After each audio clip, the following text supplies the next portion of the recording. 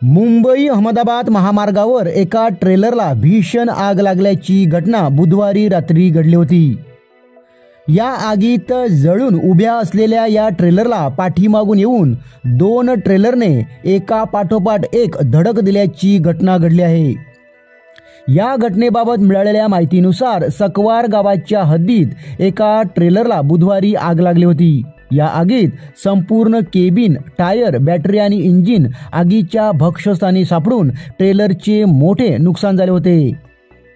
आगीत जळून गेलेला कंटेनर ट्रेलर जागीच उभा होता।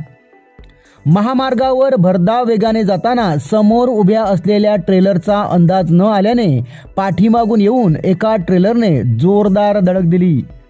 त्या ट्रेलरला दुसऱ्या एका ट्रेलरने पाठीमागून येऊन जोरदार धडक दिल्याने 3 वाहनांचा विचित्र अपघात घडला आहे।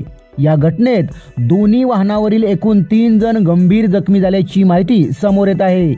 या घटनेची माहिती मिळताच मनोर वाहतूक पोलिसांनी घटनास्थळी धाव घेतली। मुंबई अहमदाबाद महामार्गावरील विरार फाटा येथे दुचाकीचा अपघात घडून आला आहे। महामार्गावरून मुंबईकडे जाण्याच्या मार्गावर विरार फाटा येथे दुचाकीचा अपघात गुरुवारी रात्री घडला आहे। सूत्रांनी दिलेल्या माहितीनुसार या अपघातात शिरसाड येथील मेकॅनिकचे काम करणारा सोनू रामचंद्र यादव हा दुचाकीस्वार गंभीर जखमी झाला आहे।